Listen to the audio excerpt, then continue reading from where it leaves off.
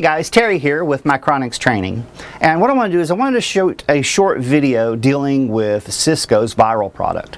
Now, the Virtual Internet Routing Labs product is a tool that we can use to emulate testing environments as well as real work environments.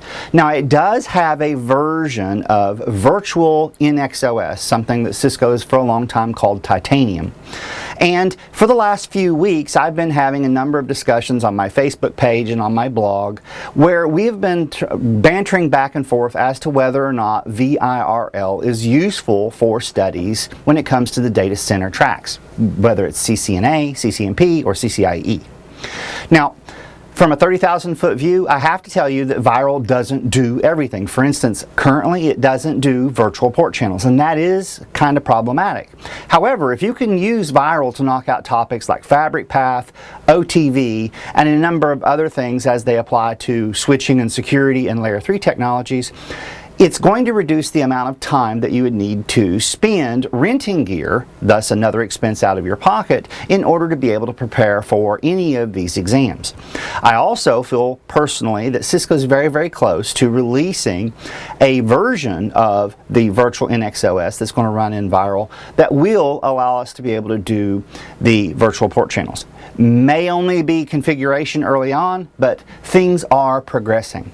Now, what I want to do is I want to take a look at VIRL. You can see the VIRL deployment here behind me. What I'm doing is I'm using the topology from our upcoming Hero to Zero or Zero to Hero certification for the data center track.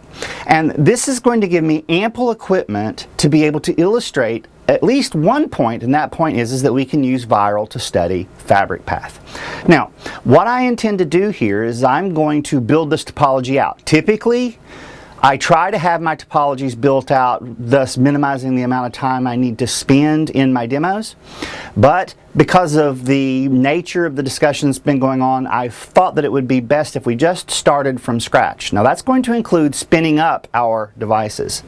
So right now you can see I have 5 switches connected to 2 routers, and what I'll do is invariably I use these routers just as examples of hosts, but for this demonstration I'll probably just use SVIs on one of the 5 or 2 of the 5 devices that I have up here, because what actually is happening is if we take a 30,000 foot view of this, honestly what I'm doing is I'm laying out the concept of spines and leaves. Now, a spine and leaf design is really cool because from one particular leaf to reach any other leaf in a typical design is never going to exceed more than 2 hops. The other benefit here is because when we employ a technology like Fabricpath, what we do is we get equal cost multipathing as a direct result of the underlying ISIS layer 2 protocol that's going to be running behind the scenes or under the hood. Now, the benefit here is as you can see, and I'll use a different color pen, I have 2 methods with the same cost, if we just looked at it from the point of view of hop count, to reach a particular destination. So actually I overshot my mark here, so let me do this. I will erase this because it should have went to here. So to get to this device I could come down to ARF. To get to 5 I can also come down from NX7K1 to reach the same destination. So as you can see, I have 2 paths, one through one spine, one through the other. Therefore, I could, in fact, leverage this idea of equal cost multipathing. Now, in order to do this illustration, what we need to do is we need to fire up VIRL. So in order to do that, all I'm going to do is I'm just going to come up here and hit the green button situated here at the top of the screen, and that's going to activate these devices. Now, what's going to happen is it's going to give me some messages. I'll just simply OK through those messages. And this kind of launch is configured to open. Yes, I'll go ahead and open the simulation. Now, what we're going to see here is I have my 2 routers and I have my 5 Nexus devices, and they are currently building. Now what we want to do is we want to allow these devices to go from building to active. And we can see in the console it's going to walk us through exactly what's happening. Now this takes a little time, doesn't take forever, but it does take some time. And also bear in mind that I am currently running this on my MacBook Pro, which has 16 gigs of RAM. And I'm pushing the limits with regard to what I'm deploying. Now my plan is ultimately I'm going to set up a ESXi host, and I'm going to run the VIRL software as a virtual machine on that device so that I can extend more resources. But right now this is more than enough for us to be able to illustrate what we want to talk about. Now what we see is everything has gone to active. So right now I'm going to ignore the routers. So I'm going to highlight all of my NX7Ks. I'm going to right click and I'm going to go to Telnet, and what I want to do is I want to Telnet to all 5 nodes. Now what this is going to do is it's going to open up Telnet sessions down here on the bottom screen. Now I'm going to move things around just so everything's in numeric order while I'm waiting for these to boot. And that is also another thing that you have to get used to. It will take some time for these devices to come up and become operational. Now I'm not going to pause the video or fast forward through this while the process takes place, but what I am going to do is I'm going to go ahead and minimize the simulations tab so that we'll have more room to be able to look at the output screens, because that's really where we want to spend the majority of our time. So right now we're just waiting on the devices to come up. Now you will see startup errors and things along those lines that is happening while the system comes up and operational. And to date, I have been able to ignore these because they haven't really had any type of direct impact on the simulations with regard to walking through things like OTV or Fabricpath, like what we're going to do today. So once these devices come up and operational, what we're going to do is we're going to give them a switch name. I'm going to activate the licenses. We're going to use the grace period, which is going to give me an active license that I can use for every feature that the device will support. And what we're also going to do is we're going to install the feature set for Fabricpath, and we're going to activate it. Now I'm going to walk through that on one device, and then I'm just going to try to do it on the remaining 4 in order to be able to knock it out. And then what we're going to do is we want to demonstrate just how simple it is to create a basic Fabricpath environment. So let's see what's going on here. I'll take myself out of the equation and we'll see where we stand with the devices. So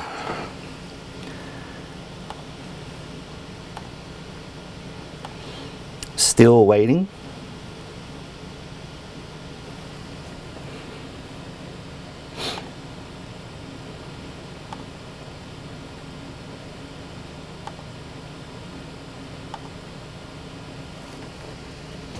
Starting to load modules. System's coming up. Okay, let's go back to 1 and we'll look at it. And it should have us at or near a login screen. So looking at what we see here, I want to access the system. So in order to do that, all I'm going to do is I'm going to say the pass or the login is admin. And 1 second here.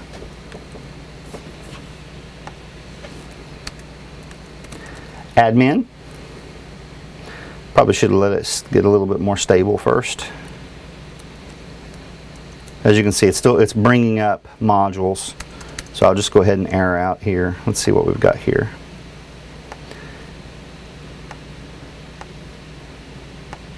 Okay, so I'm going to say admin. Admin. Let me bring my screen up just a little bit. There we go. So as you can see, I have a basic install here. This is a default start. If I do things like show run, we're going to see that I don't have any kind of configuration. I don't have any IP addresses under management 0 and a few other things. I do want to point out one problem that I've run into, and that is if you notice that every one of these interfaces manually has a MAC address assigned to them.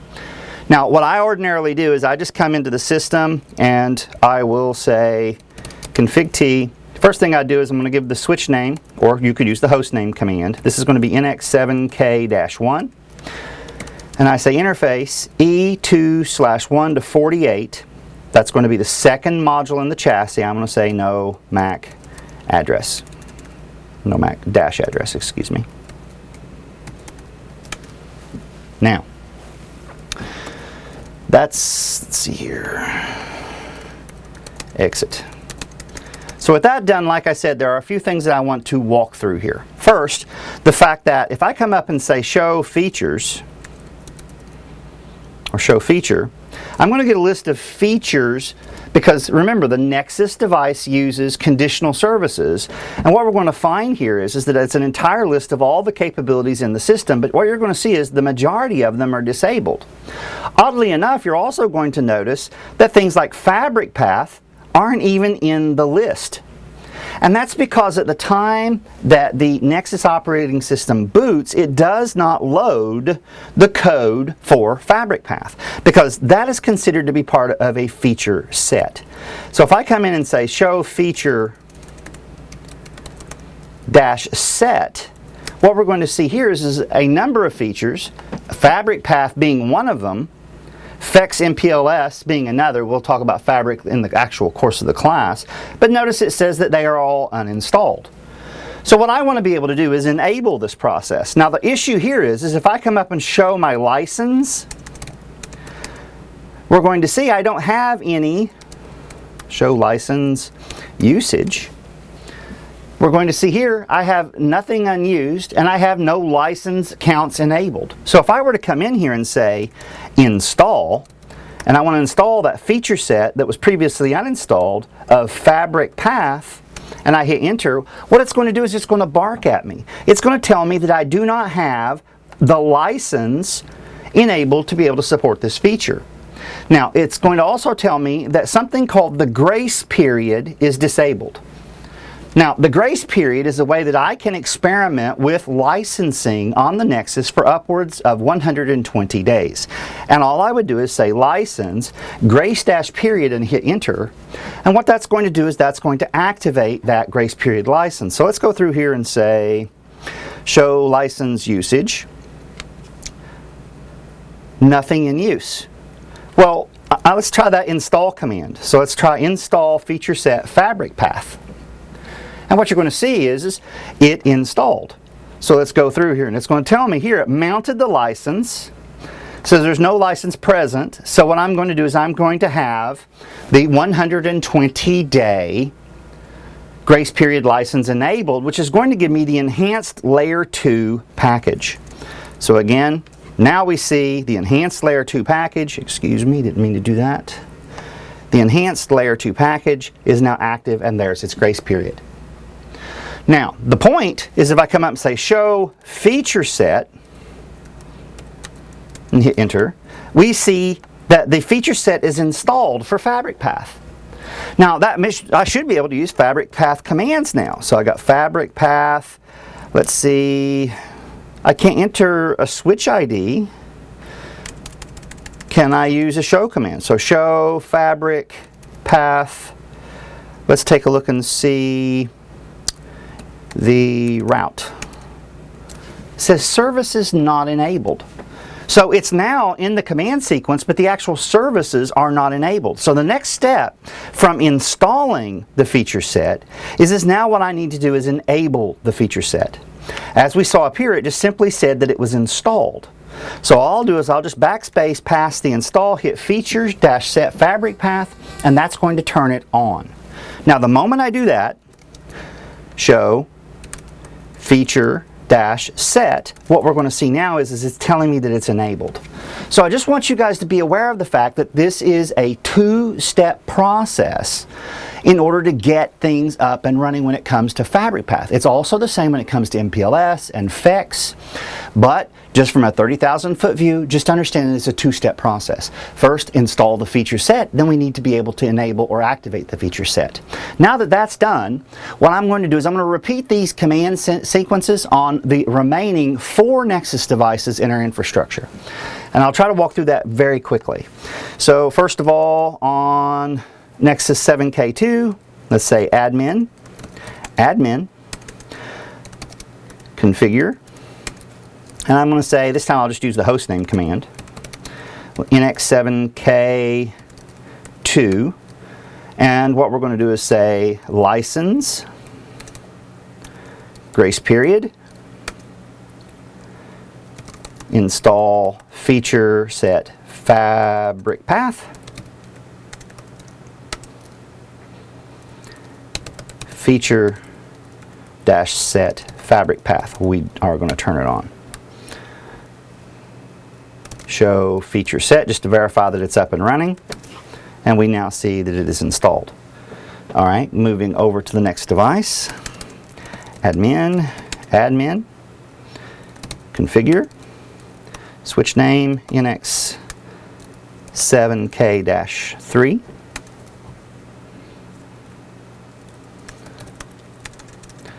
license grace period, install feature set Fabricpath,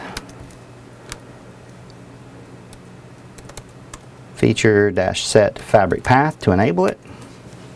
Move over to 7K4.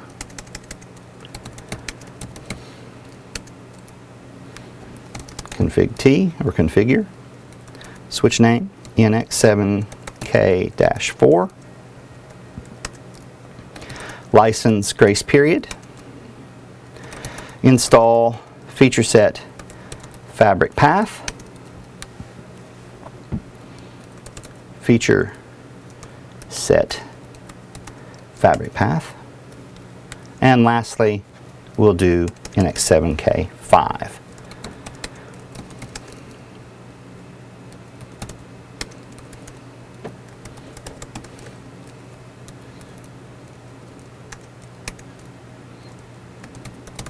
License grace period.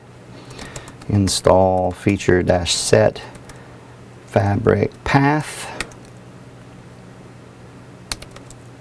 Feature dash set Fabricpath. And we see that it's now enabled. Now there are a number of things that I can try here, but what I'm really doing is I'm trying to illustrate the point that VIRL in its current rendition, using the current version of the virtual NX OS operating system, will support Fabricpath. So this isn't a full-blown class on Fabricpath. To attend one of those, I highly recommend that you pick up one of the courses through Micronix Training, or sit on a workshop or a free webinar. But the point here is that VIRL is a useful tool. So I want to go ahead and illustrate this point, because what we're going to do is we're going to create a VLAN. And that VLAN is going to exist for the purposes of allowing us to communicate between the NX7K3 and NX7K5, which, as you can see, they have no adjacency between them. In fact, I can illustrate that point by coming over to NX7K3, and what I'm going to do is I'm going to say feature interface VLAN, and I'm going to create a VLAN. I'm going to say VLAN 55, exit, and then what I'm going to do is I'm going to create interface VLAN 55, and I'm going to give it an address. I'm going to say IP address is going to be 10.1.55.3/24, no shut. Show IP interface brief, and we see the configuration here. So link down, admin up. So let's see what we got going on. So let's go over to NX7K5. Feature, interface VLAN, VLAN 55, exit, interface VLAN 55, and I'm going to say IP address 10.1.55.5/24, no shut. And let's take a look and see what happens here. Can I ping 10.1.55.3 from this device?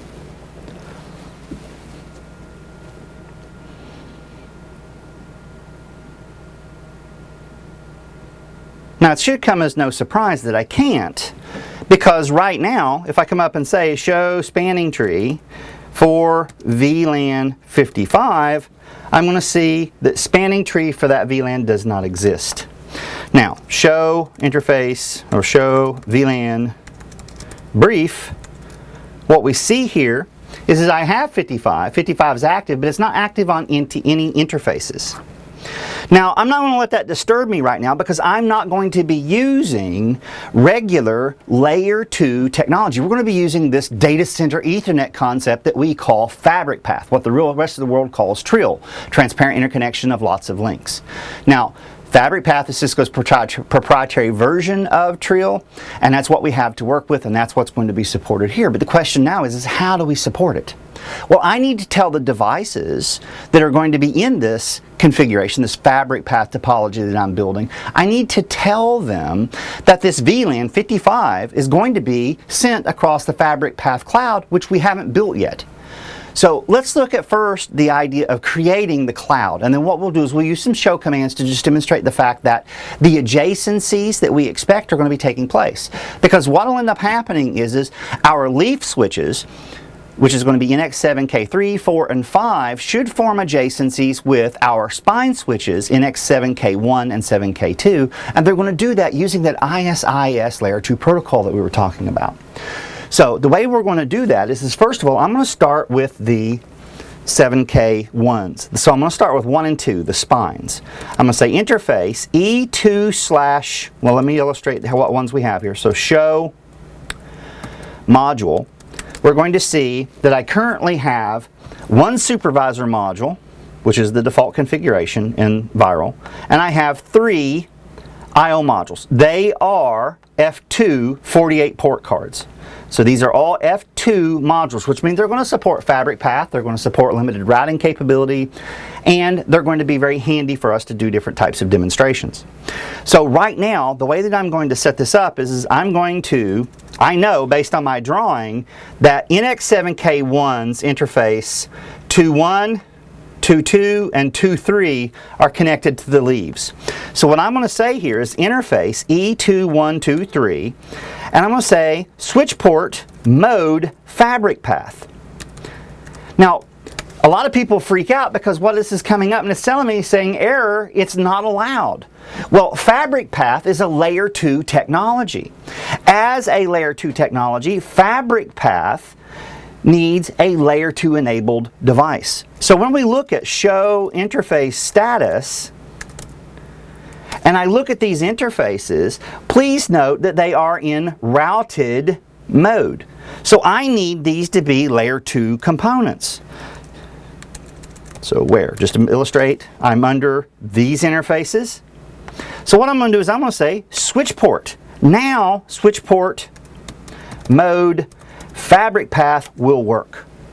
Now I could have specified a Fabricpath switch ID. I'm going to leave everything to default just to show how simple this is. So I'm going to do the same thing on 2, knowing that it uses the same interfaces. Interface E2123, switch port mode Fabricpath.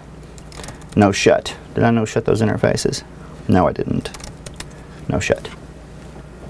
So on 3 and 4 and 5, we're only using 2.1 and 2.2 on each of those. So 2.1, 2.2, 2.1, 2.2. So that's all I'm going to do here. So it'll be interface E21 to 2, switch port mode Fabricpath, no shut. We'll move over to 4 and 5 and do the same thing there. 2.1 to 2, switch port mode Fabricpath, no shut. And lastly 5.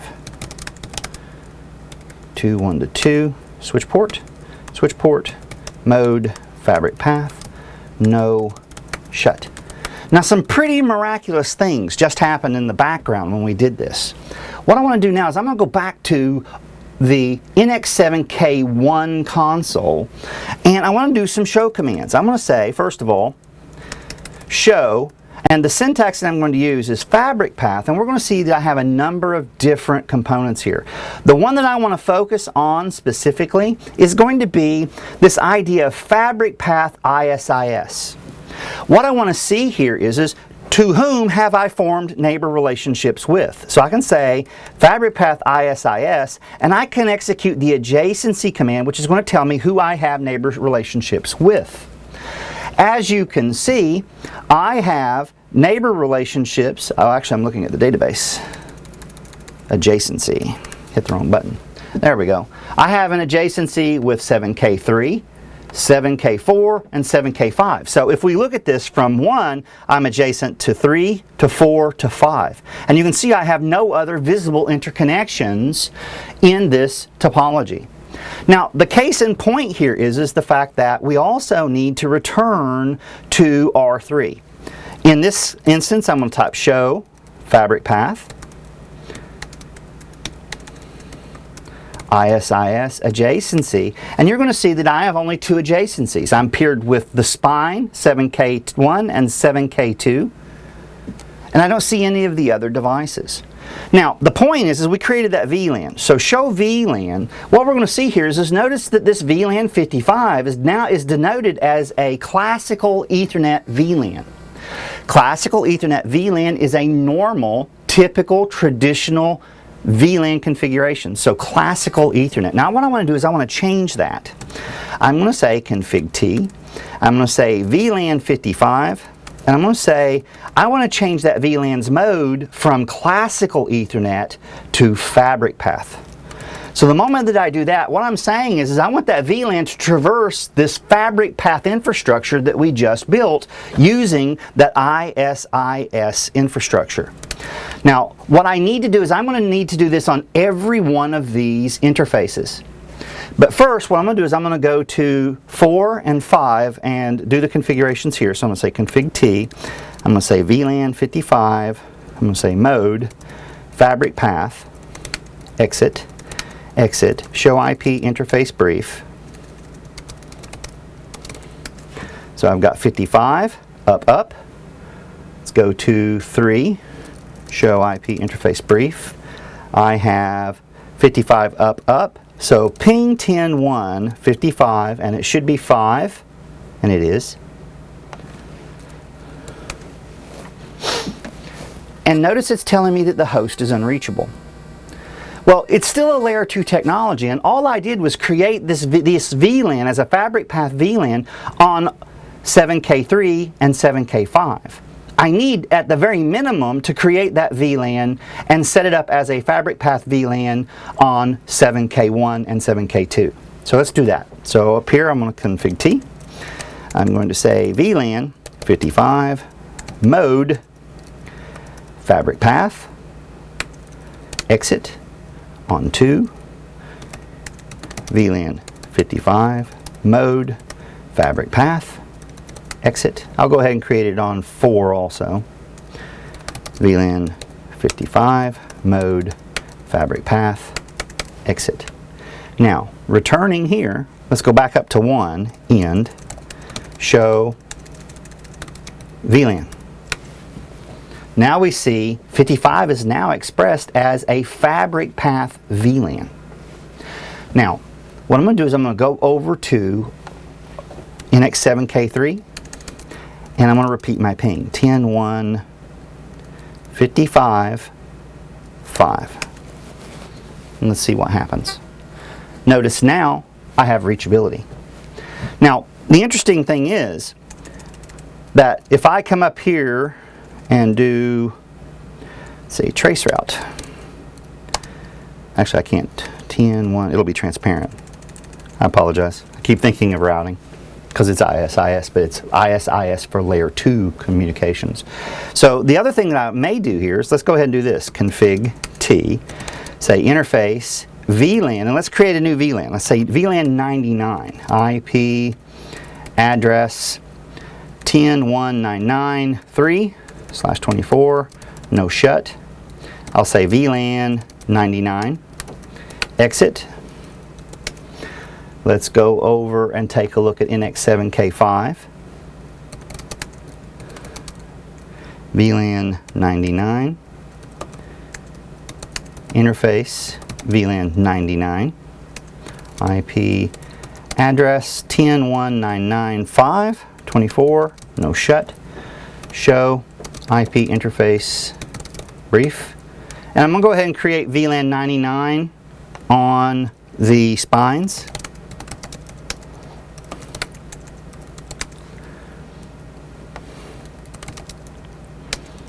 And I'll create it on the remaining leaf, which is 4.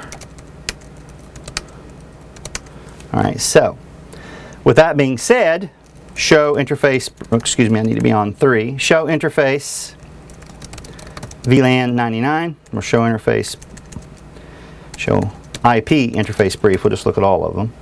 Okay, admin up. Right now my link is down, my link is down.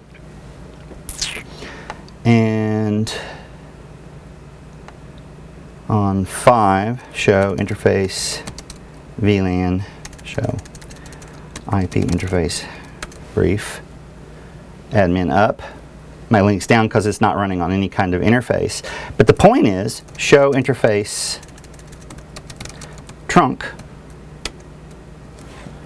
We have 2.1 and 2.2 are running Fabricpath. They're not running traditional configuration. They're not running classical Ethernet. They would allow 1 through 4094 VLANs across them. And as we go in and we start looking at how the system is set up, it's only going to allow those if those VLANs happen to be Fabricpath VLANs. So show interface brief. Excuse me, that's not what I wanted to do. Show IP interface brief. I'm going to try to ping this address from here, from R3, from NX7K3. So if I say ping 10.1.9.9.5, make sure that's the right address, 1995, and I hit enter, I have no route to host.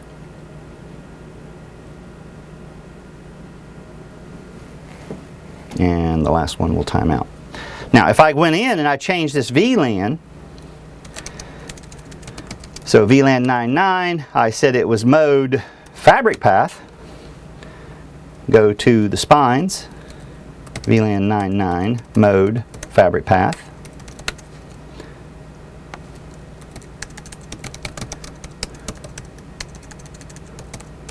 Oh.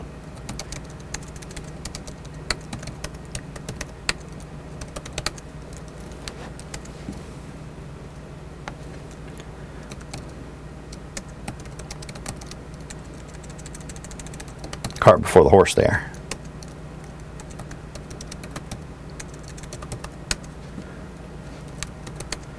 And 5.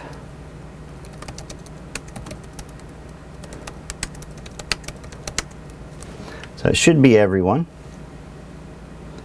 So if I return to 3 and repeat that ping,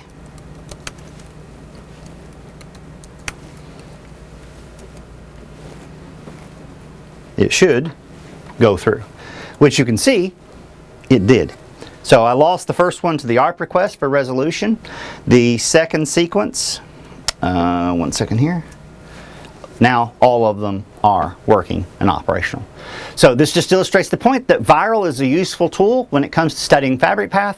Later on I'll throw together a demonstration for OTV and some of the other stuff, maybe pull some things out of 1 or 2 of my classes. So I hope this was helpful for you guys, and I hope to see you guys in a class sometime very, very soon.